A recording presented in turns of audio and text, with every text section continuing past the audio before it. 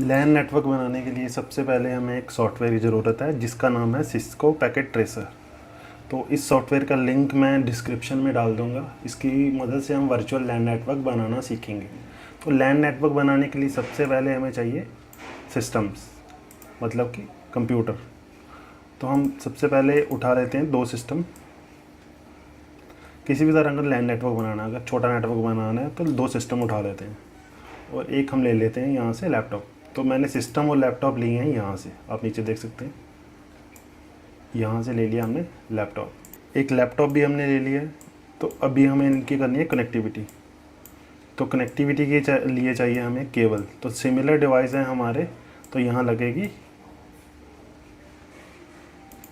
तो तीनों सिस्टम को हमें जोड़ने के लिए चाहिए एक स्विच। तो हम यहाँ से हमें यहाँ से ले लेना है स्विच। तो हमारा स्विच रहेगा, यही स्विच उठा लेते हैं हम। तो हमारा ये स्विच रहेगा।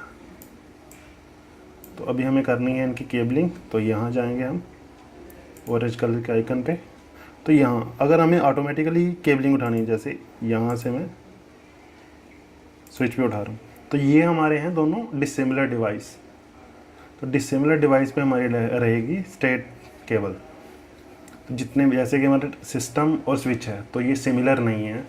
सिस्टम और सिस्टम है, ये सिमिलर है। अगर इन दोनों के बीच में हमें कनेक्टिविटी करवानी हो तो हमें चाहिए क्रॉस केबल। तो अगर हमें स्विच टू सिस्टम चाहिए तो हम सिस्टम के साथ भी करवा देते हैं। ये हमारी रही स्ट्रेट केबल और ये स्विच टू लैपटॉप भी स्ट्रेट केबल।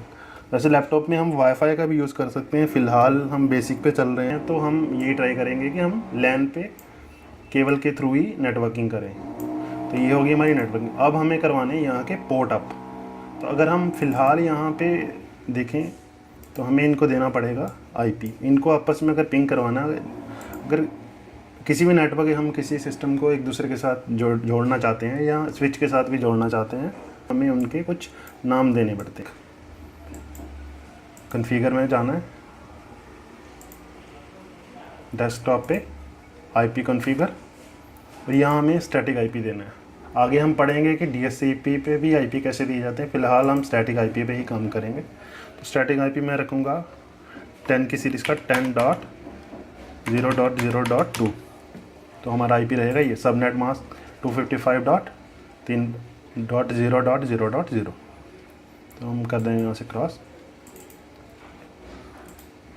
इसको भी हमें सेम सीरीज़ का आईपी देना है जैसे हमने दिया था 10.0.0.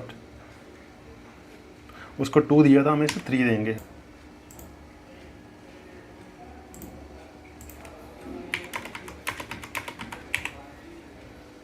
ये हो गया हमारा 4।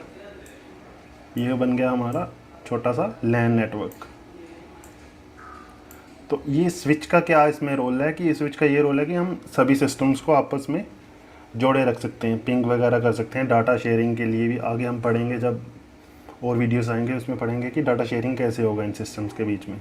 फ़िलहाल तो हम ये नेटवर्किंग ही पढ़ रहे हैं कि नेटवर्किंग कैसे होती है छोटी सी। मैं आपको बताऊँ रियल वर्ल्ड में कैसे होता है। तो इसी स्विच के साथ एक, जैसे हमारा जियो का छोटा सा राउटर आ जाता है, यहाँ से हम लेते हैं। तो जैसे जियो का हमारा यहाँ पे छोटा सा राउटर रहेगा जो हमें प्रोवाइड कराते हैं, वो डी लिंक वगैरह का। यहाँ को एक लैन केबल लगा देनी है जिसके थ्रू की हमारी कनेक्टिविटी स्विच में आएगी। स्विच से जैसे हमारे सभी 3 सिस्टम जुड़े हुए हैं, तो इन तीनों सिस्टम में इंटरनेट चल पड़ेगा। फ़िलहाल तो हम इस कंसेप्ट पे बात नहीं करेंगे क्योंकि ज़्यादा कन्फ्यूजिंग हो जाएगा। फ़िलहाल हम बना रहे हैं अंदर का सिर्फ नेटवर्क। तो हमारा नेटवर्क बन गया है या नहीं बना है। फ़िलहाल हमें, अगर हमें डायरेक्टली बिना खोले हुए आईपी चेक करने है कि कहीं कन्फ्लिक्ट नहीं हो रहे हैं या फिर हमने कुछ गलत तो नहीं दे दिया, तो उसे खोलने के लिए सिर्फ कर्सर ऊपर लेके जाना है हमें सिस्टम पे कर्सर लेके जाएंगे तो यहाँ लिखा हुआ है 10.0.0.3। तो आगे लिखा हुआ है 10.0.0.4। तो ये /8 का मतलब स्विच है हमारे वाला PT स्विच। इसमें है 8 पोर्ट टोटल, तो इसलिए वहाँ पे /8 लिखा हुआ है।